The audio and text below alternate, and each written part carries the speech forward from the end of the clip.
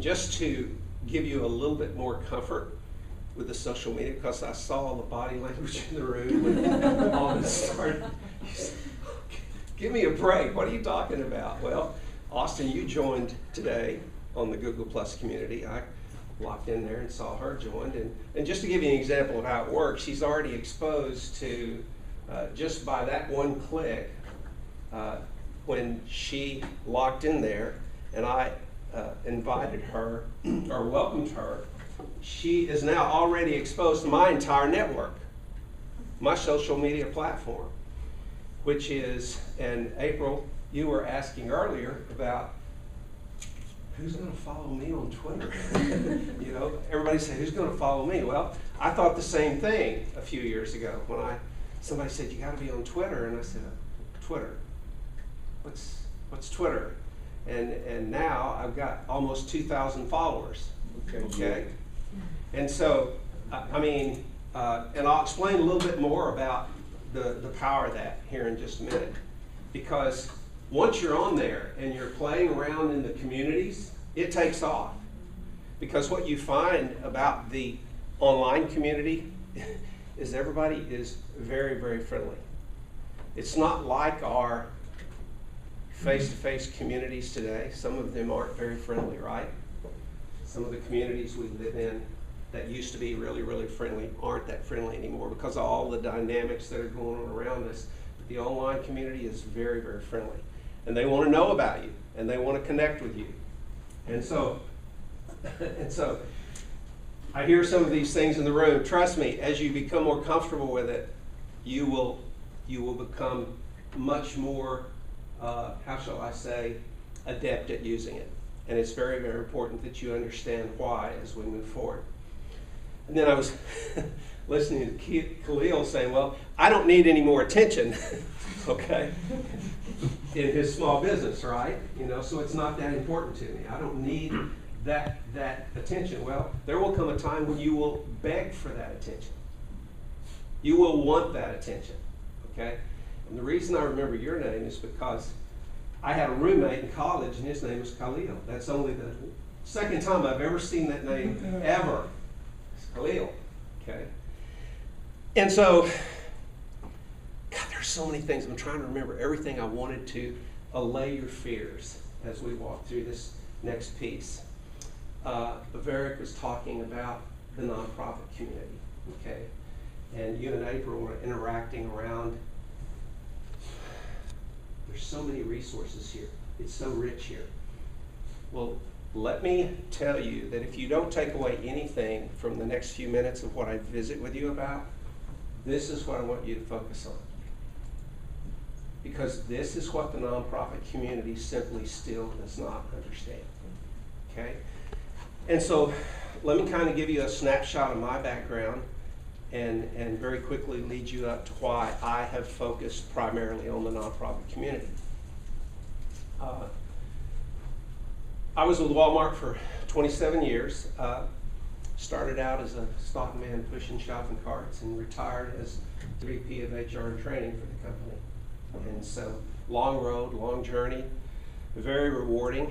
Then after I left Walmart, I did a lot of different things. I'm a classic case of ADHD.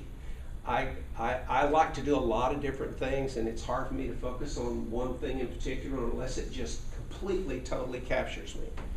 And one of the things, Alden, that we were talking about in the beginning of the class is alternative education, talking about homeschooling. I was co-founder of the state's first charter school here in Rogers, the Benton County School of the Arts, which is now the Academy of Fine Arts. And because I understood a long, long time ago that one size doesn't fit all. I mean, public school is great, but there are some students that really don't fit. And the reason most of them don't is because they're not challenged. It's not because they can't do the work, they're just not challenged enough. And so one thing that I share with Alden is I shared some data with him.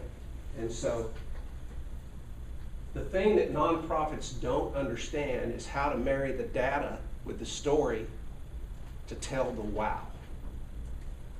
Okay? And so if I tell you that the dropout rate in the state of Arkansas is still 10%. Or if I tell you that 40% of all the seniors the state of Arkansas graduates still need remedial work their first year in college. So when I start telling you data, then you start kind of what? Getting the picture a little bit, and you start going, wow. Or if I tell you that 57% of the kids in Northwest Arkansas, all the schools are on the free and reduced lunch program. 57%. And Sarah, you're shaking your head going, whoa, wait a minute.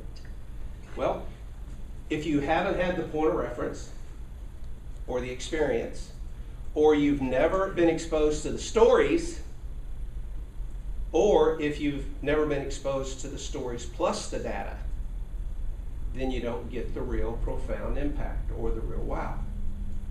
And so you were talking about the snack pack program. It's 8,500 snack packs a week. That's what we produce out there. And it's our biggest budget program. It also compels the largest number of volunteers that we have. And so, and one of our volunteers' name is Luana. That's why I remember your name. I just asked you a minute ago what her name was. We're all connected is the point I'm trying to get across. And so when I share those kinds of things with you, I show you that I've done my homework. I've been doing my homework the whole time we've been sitting in here and listening. I've been doing my homework and paying attention, because that's what really, for the most part, nonprofits don't do well. They simply don't do their homework very well. And so I consulted with small businesses for a long time. I consulted with retail companies for a while after I left. That was too much like being back at work, so I stopped doing that, you know. And then the nonprofit community came calling. And so you mentioned, Alden, in your slide that he asked me to touch on, why is 2008 so significant? Because do what? The market women. The financial infrastructure of the whole U.S. collapsed. The hardest hit sector was the nonprofit sector. And they still haven't recovered. And the reason they haven't recovered is because they simply can't change their culture. The culture of going out like this with a handout, rather than going out like this, shaking hands and forming relationships and knowing how to use social media, understanding how do I tell my story. One of the things you'll see talked about as you go through here is you saw the ecosystem, and Khalil, anybody that's in your sandbox is in your ecosystem. Because nonprofits heretofore have not been good collaborators. They're usually territorial. Why would nonprofits be territorial? They don't want to give you money to somebody else. Yeah. It's about the money, okay? So you flip that psychology or that culture, and you understand that I want to collaborate with anybody that can help me. I want to collaborate with anybody that can help me as long as they support my mission. Okay, and I'll get to mission, vision, and values, Jim, here in just a minute. And so as we continue to try to connect all of these dots, I'm working with a nonprofit right now up in Nashville, and I've been working with them close to 6 months now, and they didn't even know their own data very well. They didn't know that they've been hemorrhaging members at the rate of 20% a year since 2008. And this is a large national organization that has, like, at least right now they have about 2,000 members, but at their heyday in 2008, they had 6,000 members. Even they didn't know how fast they'd been hemorrhaging members. And one of the reasons is they hadn't shifted with the shift in the nonprofit marketplace. And so these shifts are very, very important for you to understand. And the major shift is how do nonprofits overcome their greatest obstacle, which is what? Getting money. How do we get the money? And so when I joined the Samaritan Community Center 5 years ago, And I still have a lot of people today that will come up to me who knew me from my previous life and have known me since I've been away from the company, have known some of the things I've done, have know that I'm an adjunct over here. And I say, well, I work out at the Samaritan Community Center. And they look at me and go, oh, really? What do you do out there? And the reason they look at me like that and ask me that question is because they have this perception of me from my previous life. And their immediate assumption is that's way below your pay grade. What are you doing out there? You know? Well, that nonprofit community has captured me completely. And that's where I want to focus. That's where I want to invest. That's where I want to show people the ROI, the return on investment if they do certain things. All of these interactions or these integrations that we're talking about tonight, that you'll be talking about the rest of your term, I had the fortune of having an executive director and a board who let me use them to prove what we're talking to you about tonight. I've been telling nonprofits for years on the consulting side, you've got to change the way you go after money. Well, what's the first thing we should do? Well, you should stop these annual fundraisers. What? What? We can't do that. Well, you can over time if you're willing to embrace change. You can over time. Why do I hate annual fundraisers? You don't get back? They They're what? a lot of work and you don't get a lot of money. You nailed it, Janet. A lot of work, no money. And no money, no fun. Okay? It's a lot of work for not a lot of return on the investment. Okay? And the reason is, its primary focus is to do what? Ask for money. What do? We have an annual acknowledgement event, an annual volunteer recognition banquet. We're having one April the 15th. And we have a theme every year. The theme this year is superhero theme. So everybody's going to come dressed as a superhero. What we do at that event is for 4 hours, we thank anyone and everyone who gave us even a dime. We invite everyone that has given us anything. And then to give you the power of the internet, we had a gentleman walk in today who found us on the internet. And the reason he found us on the internet is he heard someone mention that we had a Samaritan garden. Now, if you know much about environmental initiatives, they cost more money to implement on the front end, but you gotta be patient to get the return on investment on the back end. So I went to the board 3 years ago and I said, I'd like for us to be able to put a garden in. Well, how much is it gonna cost? It's gonna cost about $12,000. They went, excuse me? Well, what's going to be your ROI? And I said, well, I can't exactly articulate it right now, but I can tell you what I think it's going to be. Based on zero-based budgeting, I can tell you what I think it's going to do in the next 3 years. Well, we're in our 3rd year, and we will this year raise 10,000 pounds of all of our fruits and vegetables out of that 1 acre garden that will go into our markets where we give food to families in the community, and into our cafes where we'll prepare 100,000 meals this year. And we harvest 85% of the food that goes into that cafe, along with our fruits and vegetables that we don't have to spend money on. And so every plate that we provide costs 18 cents a plate. That's kind of wow, isn't it? So what does that mean in terms of return on investment to a donor? Your biggest donors are who? Your biggest donors are always your corporate donors. And your corporate donors are operators. They talk that language, return on investment, okay? And when I tell a donor from Walmart or Tyson or JBU or whoever comes in, when I tell them, yeah, we're going to provide 100,000 meals this year, fiscal year, 100,000 meals at a cost of 18 cents a plate. They go, how in the world do you do that? And then when we explain how we do it, we're sharing the data, explain how we do it, then we tell them what the story looks like. And the story looks like this. We have clients from all walks of life that come in 3 to 4 days a week to get a meal. Some of them we see every day. We see middle class families that come in with their families for a meal because both the parents work, and they've got enough money to pay their bills, but they don't have enough money to buy what? Food. And you know why? Because, and it's really amazing how our government and the marketplace kind of manipulates all this, but the energy index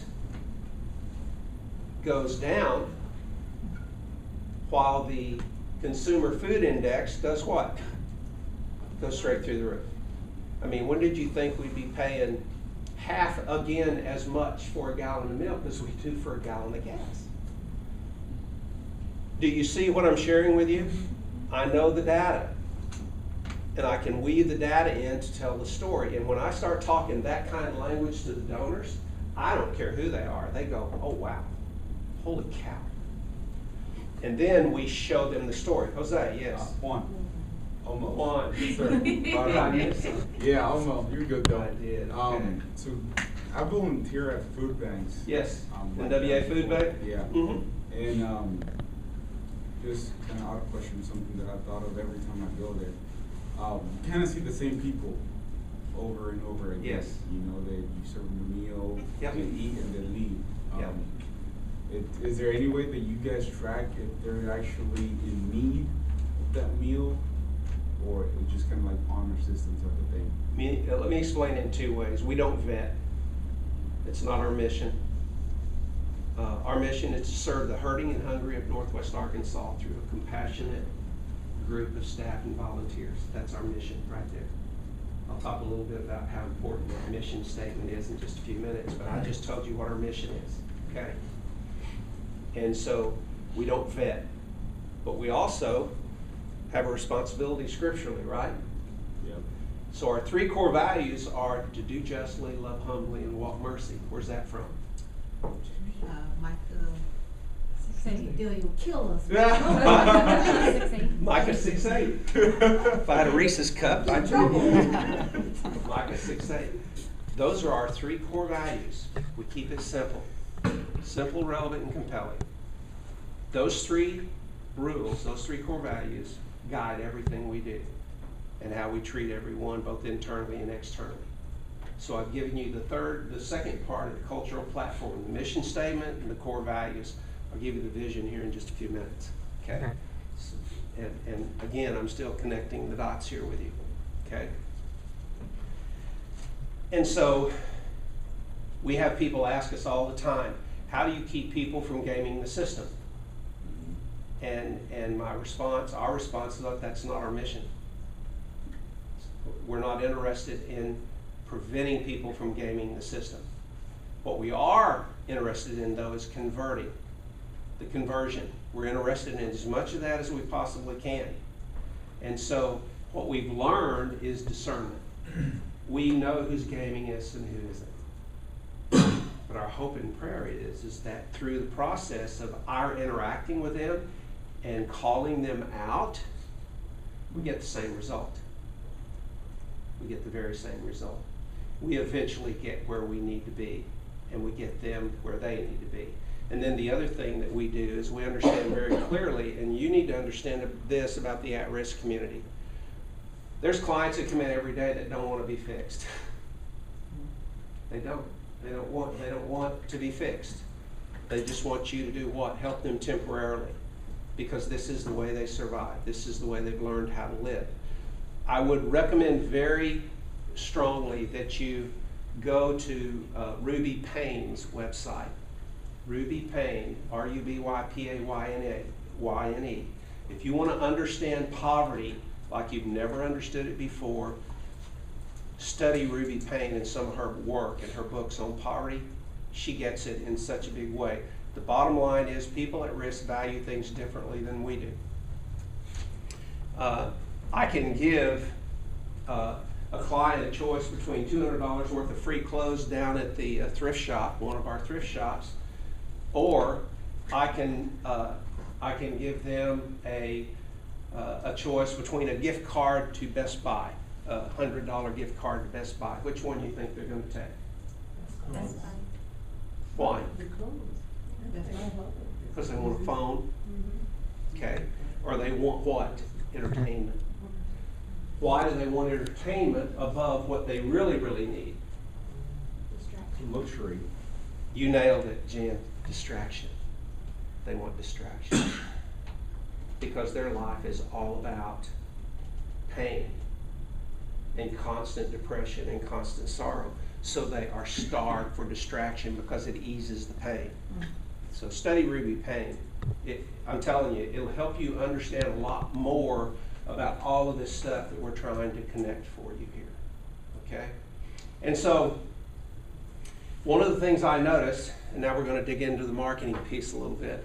One of the things that I noticed my first 2 or 3 weeks at Samaritan Center is that when people would come in for a tour of the facility, just purely out of curiosity, when they'd come in for a tour, I noticed that our receptionist was taking, well, let me take your name down and your email, and we'll contact you to schedule your time, because we don't have anyone here right now that can give you a tour.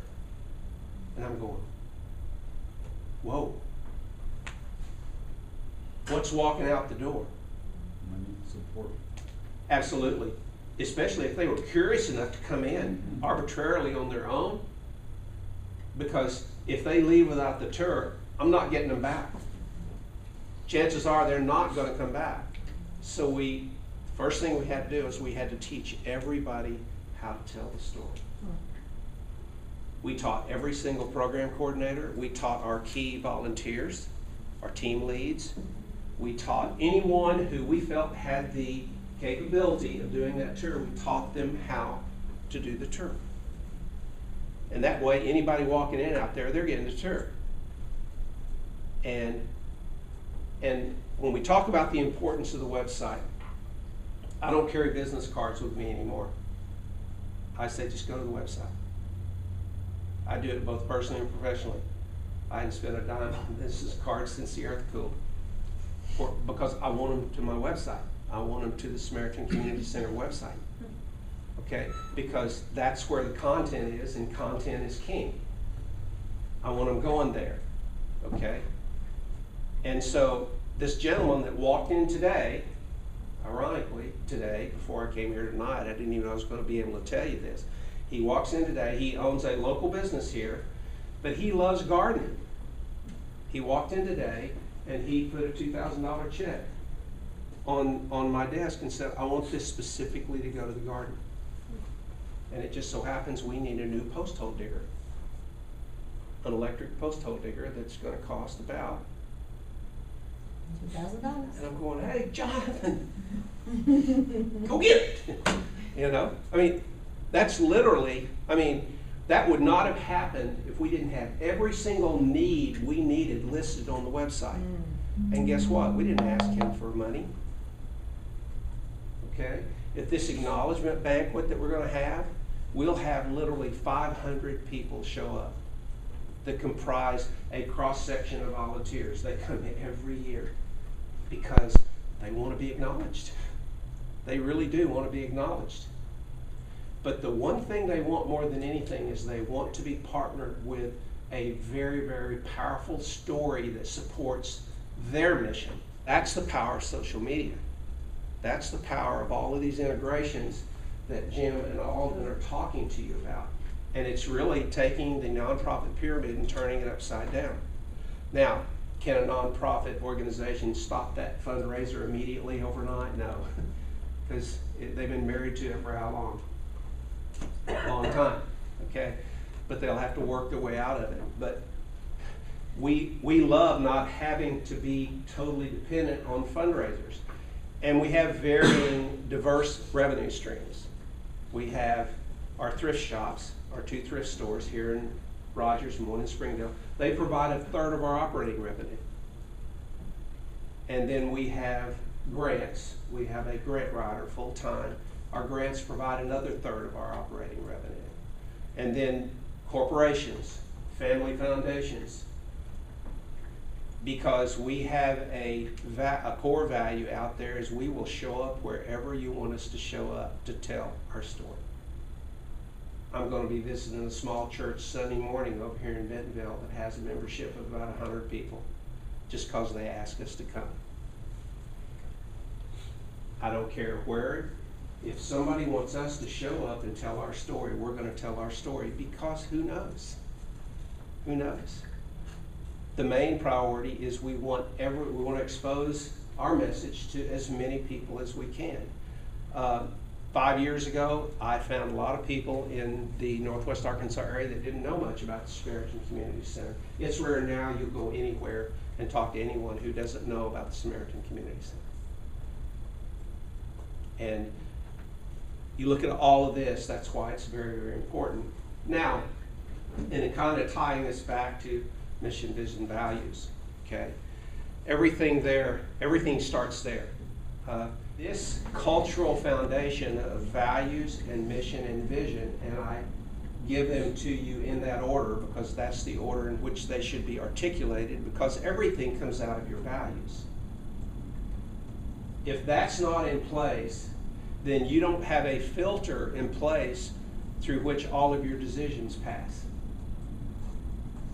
Because most nonprofits outpace their resources and try to focus only on growth without focusing on quality of service. And then the last piece of that is if you want to know what the real ROI is to donors, corporations, what do they really want to see? They want to see outcomes. And outcomes are stories. And so if I can show someone from Harps who is a very strong sponsor of our snack pack program, if I can let them come to a snack pack session where we see families of 7-year-olds, 8-year-old, 9-year, they're all out there packing, and some of them are kids who have grown up on snack packs, and I can let Harps talk to those kids, I don't have to worry about whether they're going to stay involved in the program or continue supporting us, because they are talking to living, breathing outcomes. There's an organization I tried to work with a few years back, and they work with, and we had a discussion about how they could expand their outreach, and I said, well, you need to start telling the stories about your kids. Oh, we can't do that. Why can't you do that? I said, the stories are just too horrendous. Our donors don't want to hear about that. And so why do they give you money then? Because one of their challenges, the reason they want to talk to me, is how to increase their fundraising. I said, God, you got to figure out how to tell the story. You got to figure it out. You got to figure out how to tell the story, because you can't tell the story and you can't show an outcome, you don't get the money. So that's just that simple. The other thing that's happening in the nonprofit community is generational donors are changing. The older donors are dying, and their kids don't want to pony up like their parents did. Unless what? Unless they know the story. Unless they're married passionately to the mission of the organization. And so if you don't have a mission and a vision and a set of core values that appeals to a donor, then there's no point of even having a discussion. Those three pieces are so important to have in place first. So here's the typical strategic planning process in a nonprofit, okay? If you happen to have a ego-driven board of directors who micromanage, which is the #1 obstacle in nonprofits today, then they usually do the plan, hand it off to the executive director, and say, go do. Okay? The philosophy of the business canvas is completely opposite of that. And Jim, when we first came across that, we thought we just found the Holy Grail, didn't we? Because it fit right in with both of our philosophies. A strategic plan has to be created and owned at the bottom first. And the neat thing about that business model canvas, when I first used it the first year there, we had to go to the board and convince them to let us take the strategic planning process and own it. And so that board was willing to do that because really no board of directors wants to do a strategic plan. They all hate it, okay? And so they allowed us to do that. So we gathered all of the key people together, our first meeting, and we handed the business model canvas out. And I said, I want you to just fill that out. Well, as Khalil asked earlier, would you just kind of walk me through this and explain? No, I'm not going to do that. I just want you to fill it out. I said, but they said, we don't know anything. I said, look, just fill it out. Do your best. Why did I want them to do that first? It's hard to know where you want to go if you don't know where you're at. I want to know if they really had any instincts about what the planning process was really all about. And the other thing is I wanted to know how much they knew about their own programs. And surprisingly, they had really good instincts because they did a really good job. So the second meeting was I explained all the elements of the business model canvas. And then as I explained it, they started going, oh, like y'all will do with Jim and Alden as you go through this course. Oh, wow, now I get it. And once they started understanding, but here's the main thing that I will tell you about the business model canvas, and this is still the biggest shift for nonprofits to understand, is you have to manage your nonprofit like a business.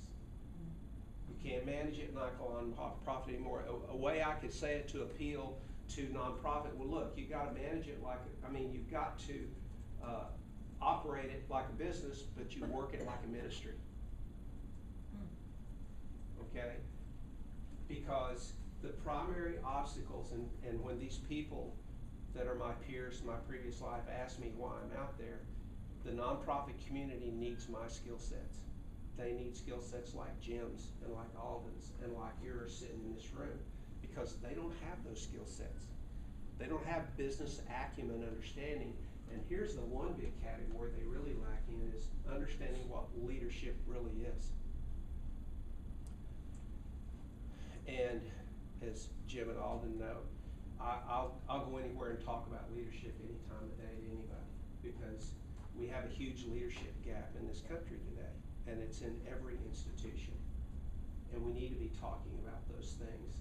And then when you talk about, here we have all these resources here in Northwest Arkansas, well, we've got to help people understand that just because we have all these resources doesn't mean we have the same challenges that any other piece of the state has. Because even as well known as we are, I still run into people every week that have never heard of us.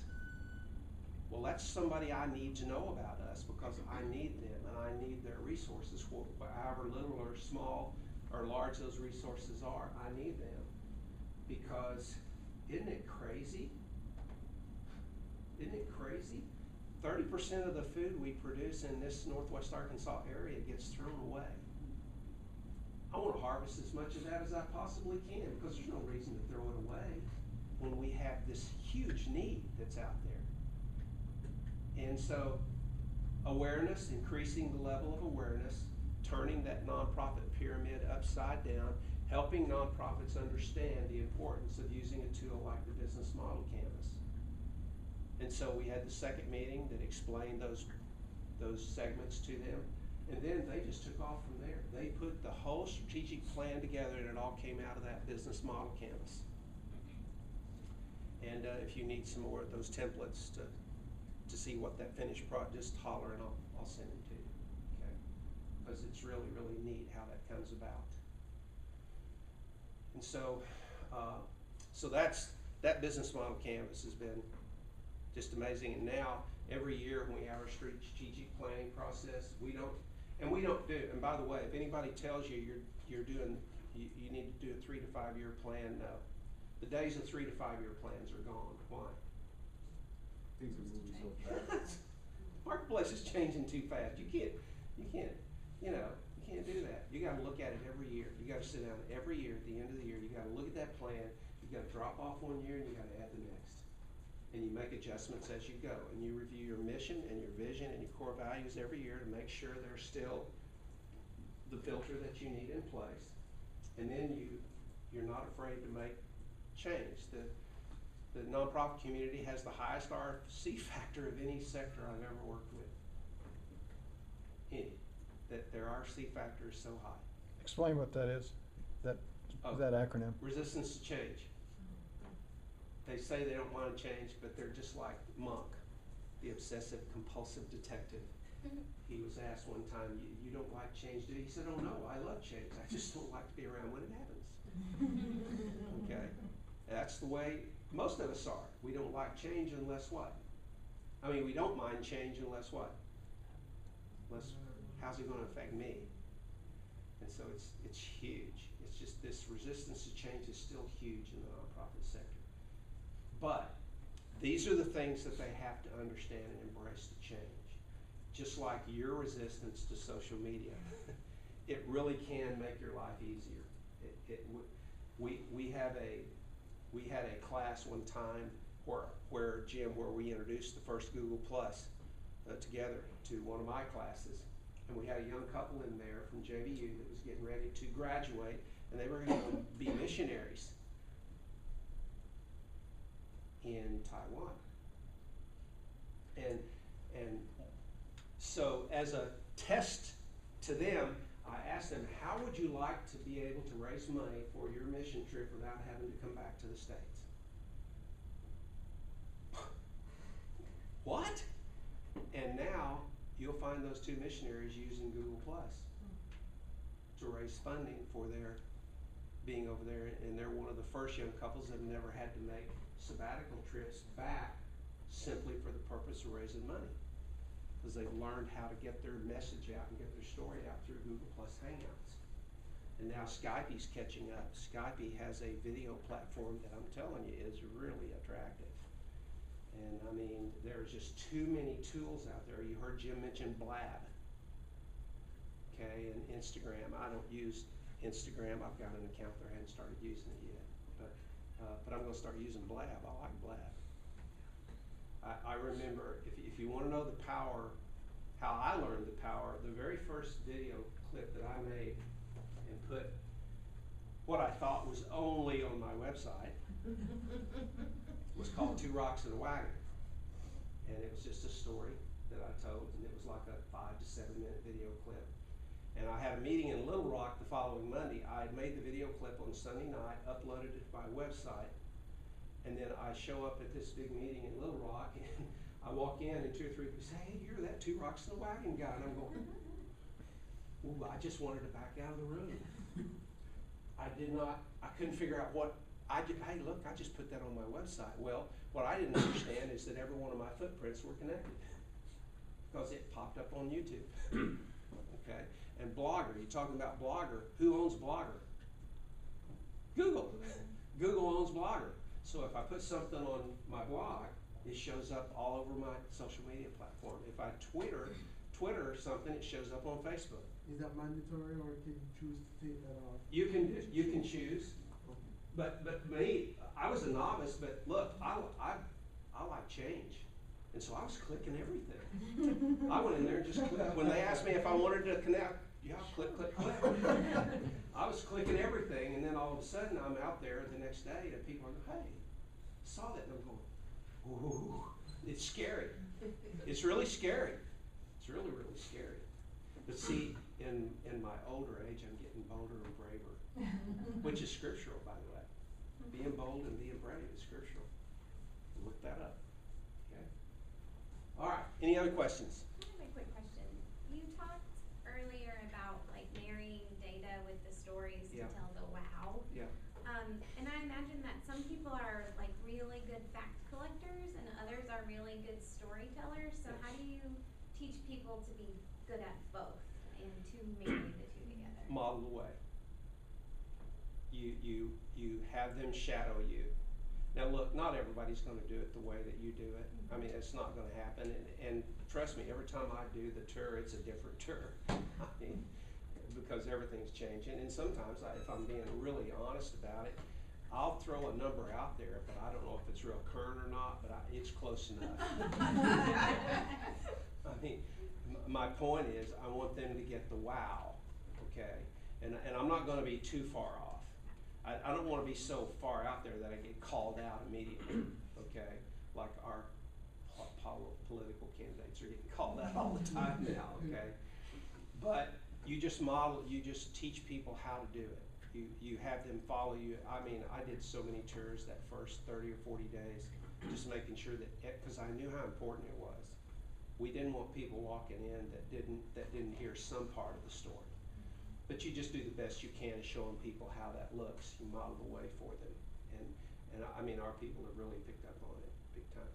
April? Where do you get your stats and your data? What do you trusted sites to get like the hunger, the homeless kids? Well, when I first got there, they were doing all their data collection manually on 5x7 index cards. They had 10 years worth of cards. And so I just started with a simple Microsoft Access program. And then we are now integrating a software platform called Salesforce. And we're doing that through a partnership with Pure Charity because we get it for free that way.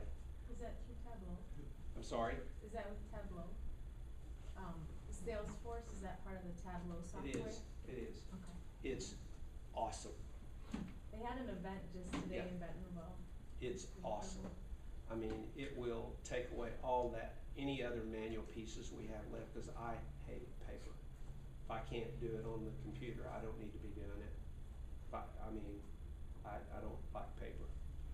I like everything to be captured because we use data to make our decisions, and we use data not just to tell our story, but help us make our decisions too. And that's another thing nonprofits have got to, they've got to know how to do budgets and stick with the budgets, and they've never really done a good job of that. So. That question about a volunteer hour, what's the calculation of a volunteer hour and what's the meaning of it, the uses of that?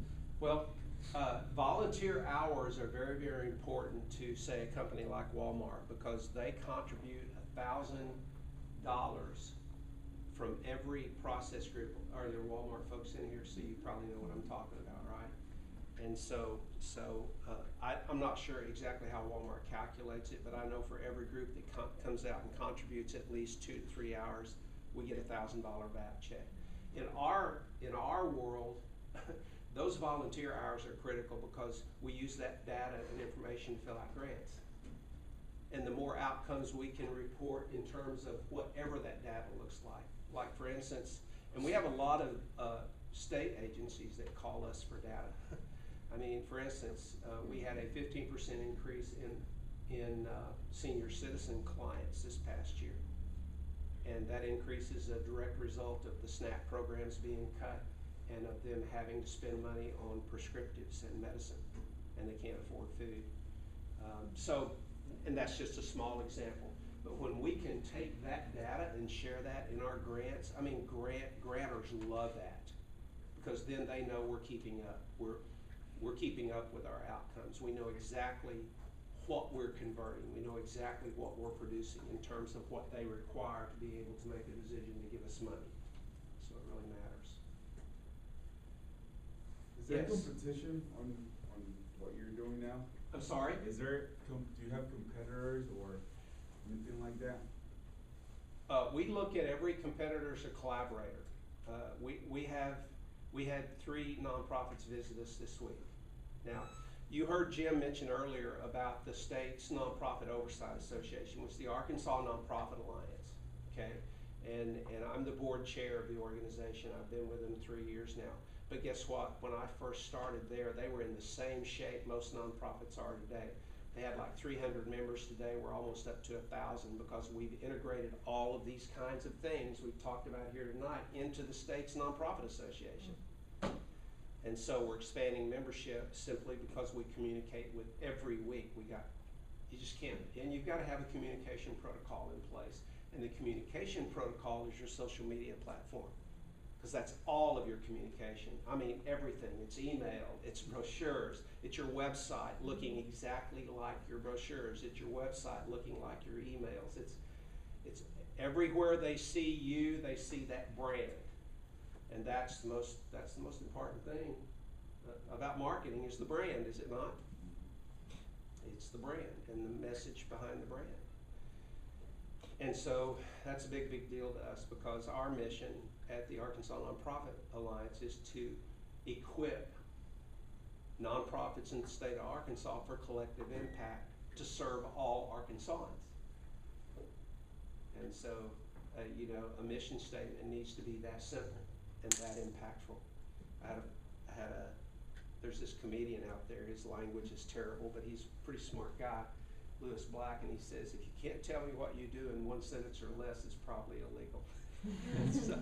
so I kind of like that rationale. If you have to expand to tell me what you do, then I'm probably not very interested in it.